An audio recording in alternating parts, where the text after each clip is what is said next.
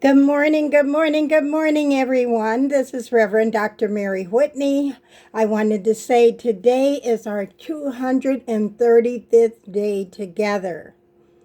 And the topic I chose for today's message is recognizing how to reconnect to our emotions, right? Many of us were never taught how to recognize, name, or safely express what we were feeling. Instead, we learn to remain quiet, protect others, or ignore our emotional experiences.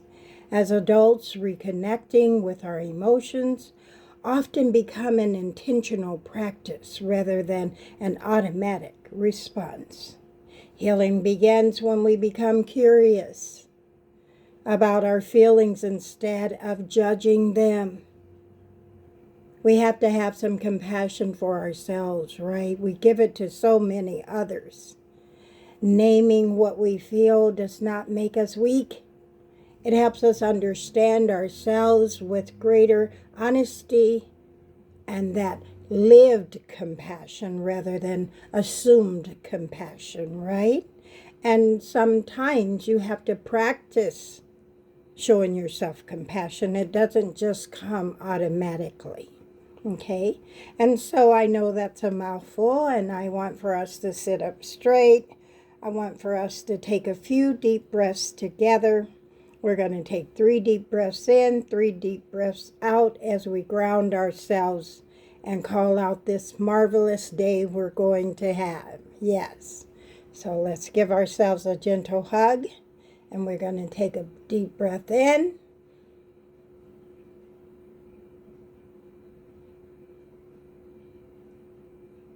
Deep breath out. Deep breath in.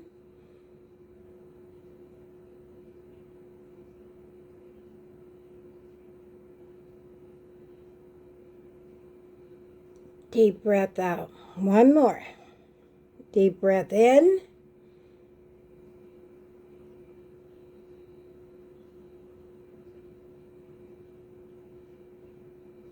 Deep breath out. Yes, that feels amazing. And so emotions are deeply personal. None of us can fully know another person's emotional experience simply by observing their behavior.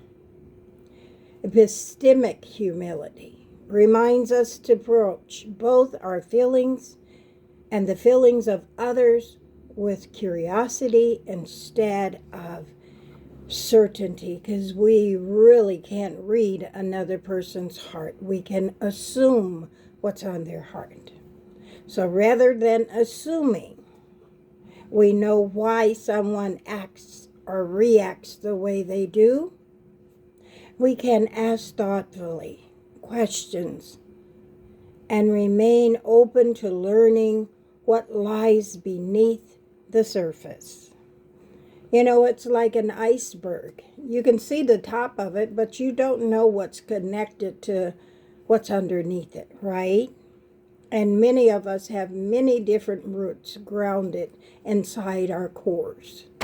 And so I want to say best practice for us sometimes is just awareness, curiosity, honestly naming what we're feeling at the time, being safe enough to express what we feel, because I know that's not always an option. And that eventually builds our emotional reconstruction so that we have the mind to be able to begin caring for ourselves in a different way, right?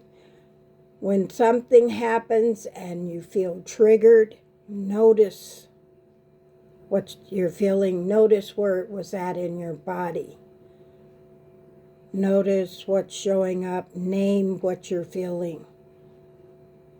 And try to talk yourself through understanding where it's coming from, right? And then we can respond instead of react as we emotionally grow roots of competence within our core, right? That's emotional growth. And so I want you to reflect on these questions here. When was I taught to ignore my emotions? And 9 times out of 10 for me, I think back as a child where we should be seen and not heard. But we don't know we're silencing that child. Which emotions feel easiest for us to be able to name and identify? Which emotions have I spent years avoiding, not allowing people to feel or see my true feelings? And what would it look like to respond to my feelings with compassion instead of criticism? And finally, how might understanding my emotions strengthen my relationships with so many other people? So I hope that gives you a bit to chew on. And if you liked it, please share it with others, because we don't know what a difference one clip might make in the life of someone else. I've watched many that have helped transform some of my own thinking as well. We learn every day. None of us are experts at everything, right? Each of us have a lane, and when we stay in that lane, it works for us better, right? That's why they have many lanes on the highway. We get to choose how fast we want to go. And so these quick, fast, and in a hurry, I call them recipes. They don't work. It takes practice and mastering a recipe or mastering a craft, right? And so I want for us to be safe. I want you to take care of yourself. I want to thank each and every one who has already liked, subscribed, or shared our YouTube channel with others. I appreciate you. And many have done today. Will be their 235th day too, listening to the video and sowing into their own lives. And I've talked to many of them about how it made a difference in their day.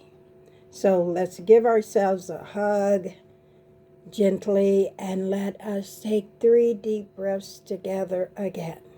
Deep breath in.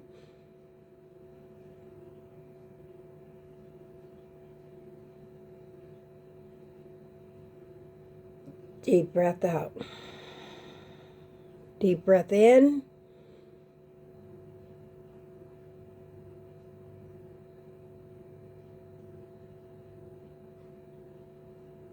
Deep breath out.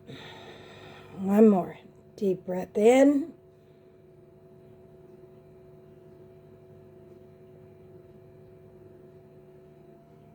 Deep breath out. Thank you so much for being with us. We love you. We will see you tomorrow on day 236. We say the Lord willing. Thank you so much. Take care of yourself. Be safe. We love you. Bye.